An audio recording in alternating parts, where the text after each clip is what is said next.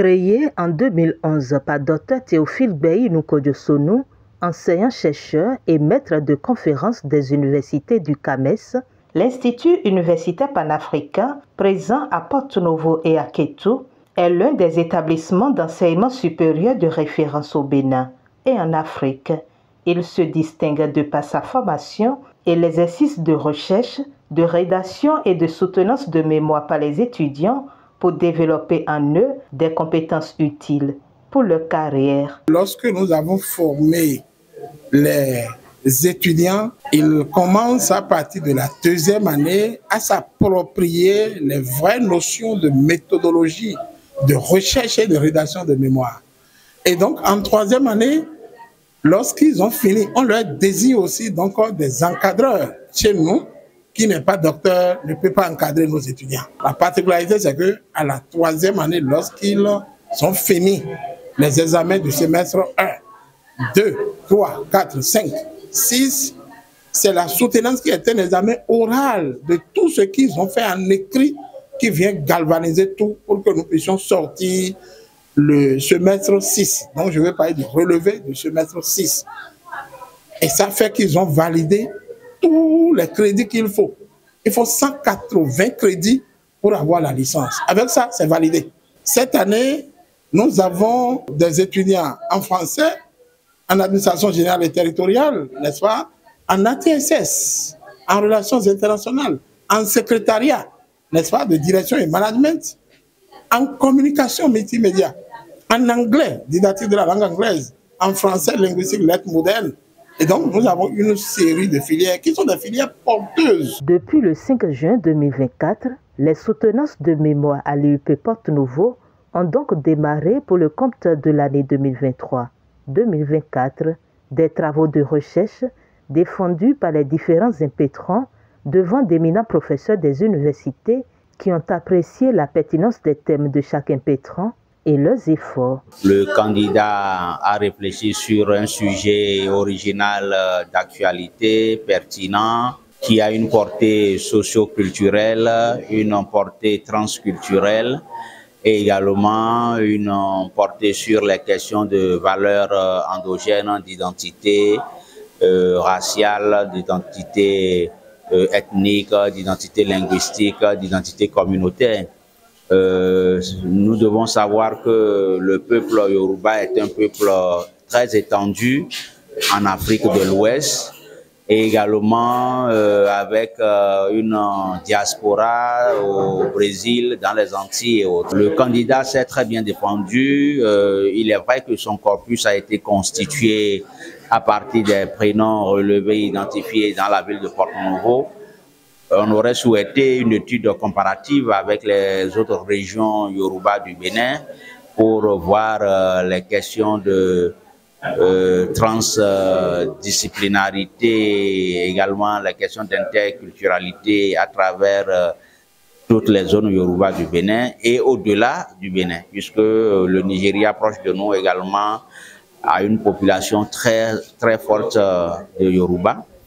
Donc le candidat, malgré cette limite spatiale pour sa recherche, a quand même respecté une méthodologie rigoureuse, a mené des analyses très pertinentes, ce qui a permis au jury de reconnaître la très bonne qualité de sa recherche. Les étudiants ont fait assez d'efforts. Pourquoi?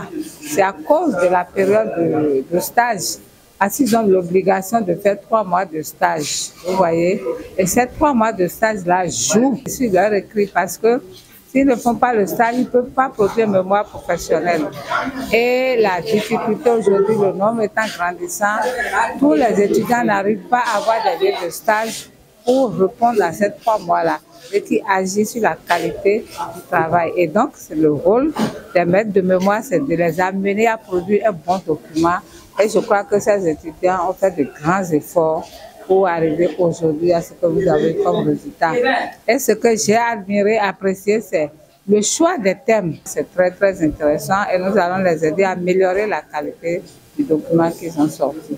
Des mémoires qui ont porté sur des sujets très intéressants et les étudiants ont fait assez d'efforts pour collecter des données portant donc sur les sujets qui ont un intérêt scientifique et pratique. Et donc, ils ont fait un effort donc de collecte de données, effort d'analyse également et de présentation. Les analyses faites sont assez pertinentes.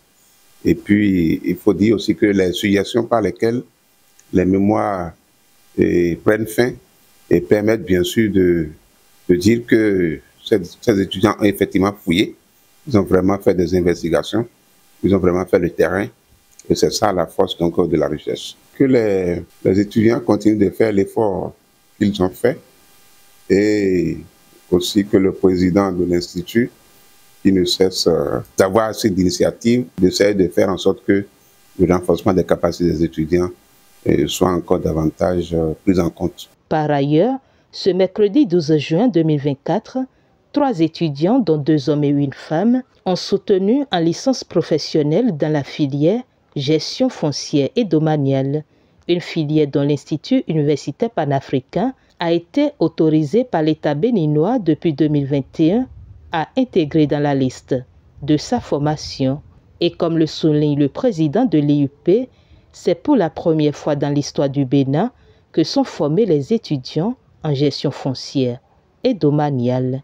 Nous naissons sur terre, la terre nous nourrit, mais après elle nous absorbe. Mais en 64 ans d'indépendance, nous n'avons pas pensé à former des gestionnaires de terre. Ce qui fait qu'il y a des problèmes partout, dans les communes, dans les ministères, partout. C'est-à-dire dans tout le Bénin, il y a des problèmes.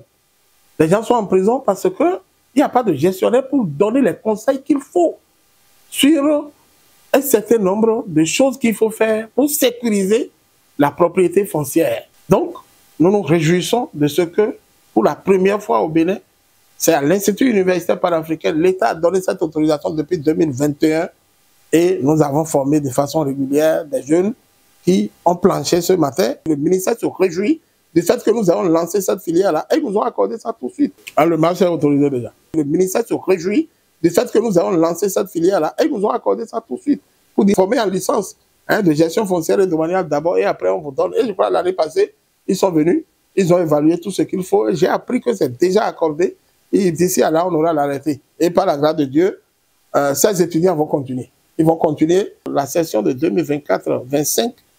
C'est sûr qu'ils vont rentrer dans leur formation de master parce que le besoin est là. Au moment où le gouvernement a voulu recruter les RAD, responsables des affaires domaniales et environnementales de ce pays pour les communes, 77 communes nous avons. Mais j'ai appris, et Dr Laurent Diabo vient de confirmer qu'il y avait 56 dossiers déposés. On a pris 52 ou bien on a pris tous, je ne sais pas. Mais ça veut dire que des gestionnaires réellement qui se sont fait former pendant 3 ans et qui maîtrisent entièrement tout le contour de la problématique de la gestion foncière et domaniale ne sont pas parmi ceux-là.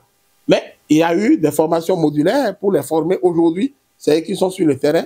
Mais nous autres, nous avons formé des gestionnaires et ils iront au master et ils seront opérationnels pour accompagner le développement du Bénin révélé. Le Bénin relevé, c'est le Bénin innové.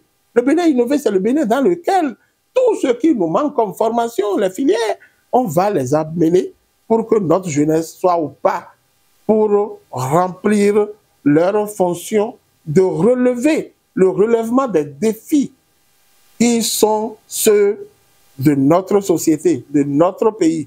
La filière gestion foncière et domaniale est aujourd'hui plus qu'une nécessité parce que sur le terrain actuellement, les cadres gestionnaires du foncier sont rares. C'est vrai, il y a de vrais gestionnaires qui font véritablement le travail, mais qui n'ont pas reçu une formation de base en gestion foncière et domaniale. Et pour plus de rationalité, l'IUP a pensé qu'une telle filière pouvait donner une formation de plus à ses apprenants pour que désormais, ils puissent aborder les questions foncières avec efficacité et compétence. J'avoue que nous avons participé déjà à 3 soutenances ce matin par rapport à la gestion foncière. Tous les 3 sujets sont d'actualité. Il y a certains qui se sont intéressés aux conflits domaniaux, d'autres qui se sont intéressés aux missions de la COGEF et un dernier qui s'est intéressé au fonctionnement des services des affaires domaniales et environnementales.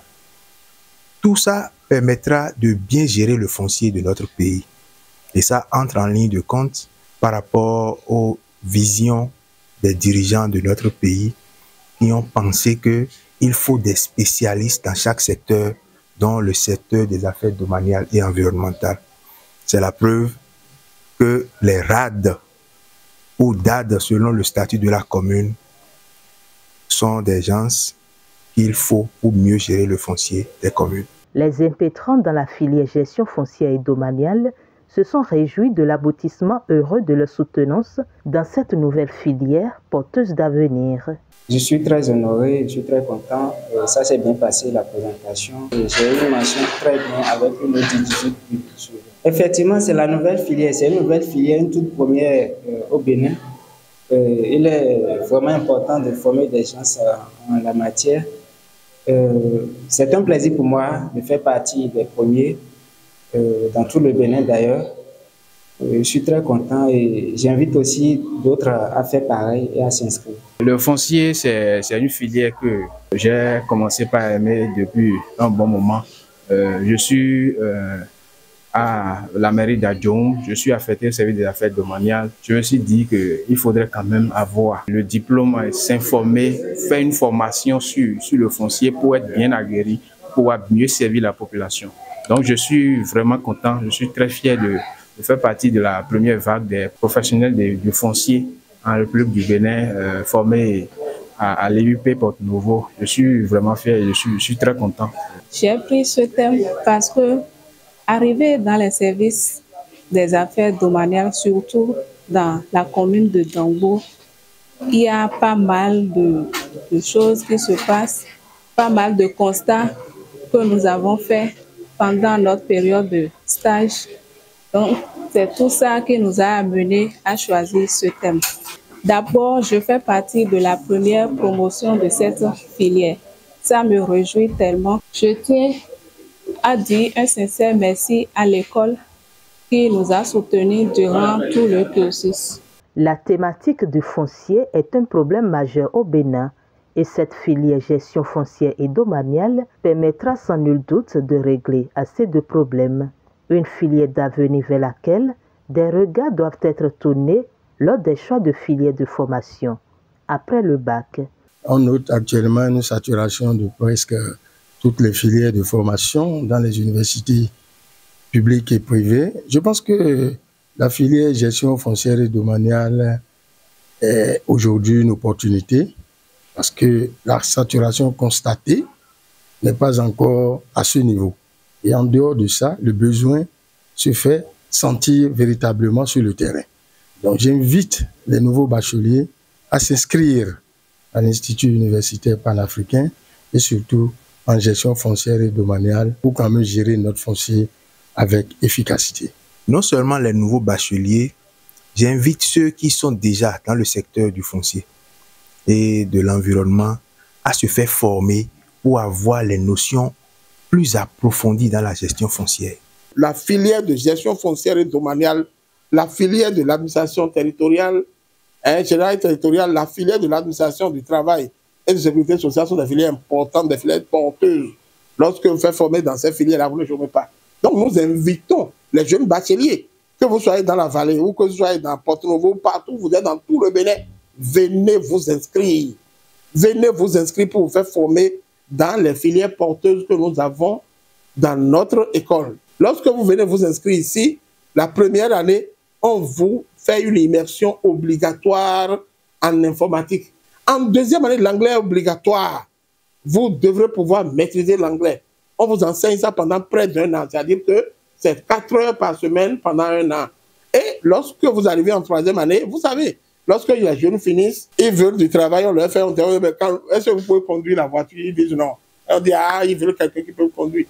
Nous avons signé des contrats avec des auto-écoles pour que ces jeunes-là puissent aussi aller dans des formations d'auto-école et pouvoir conduire. Tous les jeunes bacheliers sont attendus à l'Institut universitaire panafricain de Porto Novo, de Kétou, pour des formations de très grande qualité. Saisissant l'occasion, le président de l'IUP, Dr Théophile Gbei Nukodjo-Sonu, exprime sa reconnaissance à l'endroit du gouvernement béninois. Permettez-moi de remercier le chef de l'État, le président Patrice Talon, qui est un homme de vision, le Bénin révélé, c'est lui.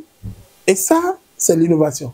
Et l'innovation veut dire que il faut qu'on aille au-devant des enjeux qui sont les nôtres.